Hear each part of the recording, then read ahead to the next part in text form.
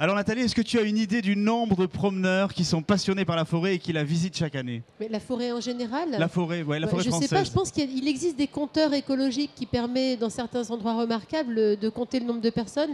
Mais en forêt, j'ai pas d'idée. Eh bien, on va poser la question à Anne-Marie Granet, qui est chargée de mission à l'Office national des forêts. Bonjour. Bonjour. Anne-Marie, alors combien de promeneurs?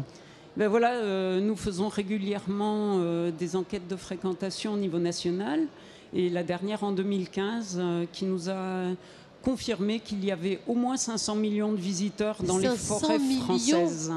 500 millions de visiteurs et qui pratiquent, comme Nathalie, la course à pied, le VTT, mais aussi peut-être d'autres passions? Oui, alors évidemment, ceux qui viennent au quotidien faire du jogging, éventuellement avec leur chien, le promeneur du dimanche ou le grand randonneur, des VTTistes, parfois aussi l'escalade, voire la spéléo. Mais ça, c'est des chiffres en même temps, c'est formidable. Et puis en même temps, ça fait un peu peur parce que ça fait 500 millions de personnes capables de jeter un truc, dégrader un chemin, couper du bois.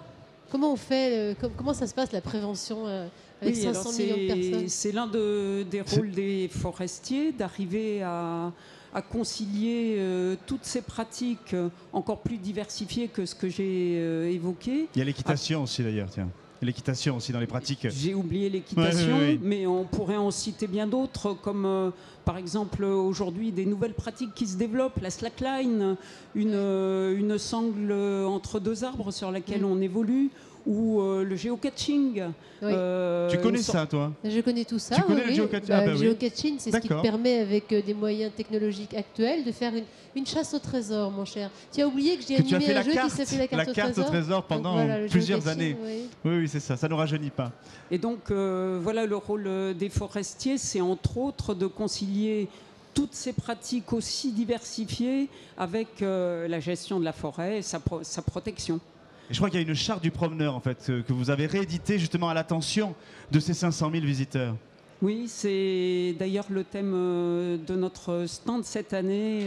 Qu'on découvre, il apparaît derrière vous, on est en duplex de votre stand. Voilà, et qui nous permet d'indiquer à tous ces visiteurs les bons comportements à adopter. En leur expliquant pourquoi. L'important pour nous, c'est aussi d'argumenter ce qu'on leur demande de faire. La grosse partie de votre travail, c'est la prévention, j'ai bien compris, mais est-ce que vous avez un rôle aussi de... Voilà, est-ce que vous avez le droit de mettre des amendes? Est-ce que vous les utilisez? Comment vous faites pour les récalcitrants? Parce qu'il y en a bien. Alors, oui, les forestiers ont certes des pouvoirs de police, oui, mais avant tout, notre objectif, c'est d'informer, de sensibiliser, et c'est un des objectifs principaux de la Convention. C'est l'enjeu majeur, en fait, voilà. C'est la prévention. Et nous avons aussi beaucoup de partenaires pour nous aider, oui, les collectivités, les acteurs du tourisme, les fédérations sportives. Et ce matin, nous avons signé une convention avec la Fédération française de randonnée pédestre, oui, pour poursuivre nos bonnes relations et le travail sur le terrain. Il y a aussi l'engouement du trail, tu sais, la course à pied outdoor qui doit s'éclater en forêt. Oui, le paintball aussi. Oui. Les activités comme le paintball aussi qui dégradent un petit peu la forêt, non? Des activités comme le paintball ou l'airsoft qui sont des sortes d'imitations guerrières finalement, oui, ont peu leur place en forêt parce qu'elles sont très difficiles à concilier avec un public familial. C'est aussi un lieu d'exploitation parce que l'ONF fait de l'exploitation forestière. Alors là aussi, il faut pouvoir coordonner ce lieu de travail pour un certain nombre d'entre vous. Ben, voilà, le public ignore souvent que la forêt est aussi un lieu de travail pour toute une palette de professionnels, dont les forestiers dans leur diversité, mais aussi des naturalistes, des bûcherons, des débardeurs, des animateurs, des chercheurs. Et c'est important pour nous de faire passer le message au public qui a aussi ses professionnels, parce que c'est pas du tout évident, pour le public. Par exemple, il peut être important de dire au public attention, n'allez pas sur un chantier forestier, c'est dangereux pour vous, mais c'est aussi dangereux pour les professionnels qui du coup perdent de la vigilance par rapport à leur activité. On découvre là en duplex justement un des engagements de la charte, cueillir avec modération. Là aussi, on ne prélève pas.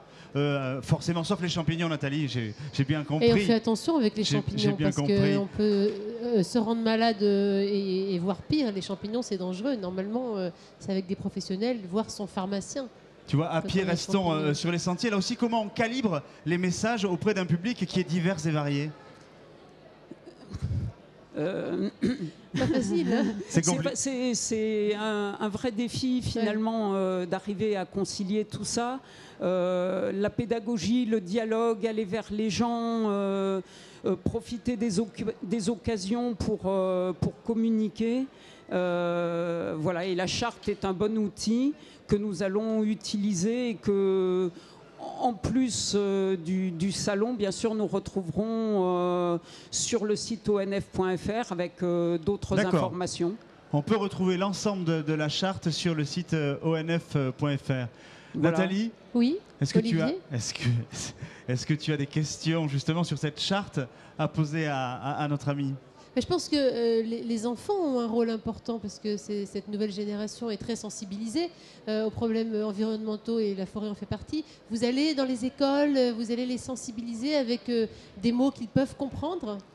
Nous avons d'une part des animateurs qui font ça très régulièrement, éventuellement dans certaines structures préexistantes aménagées avec des collectivités, mais aussi nos agents sur le terrain qui arrivent à communiquer leur passion en montrant leur métier.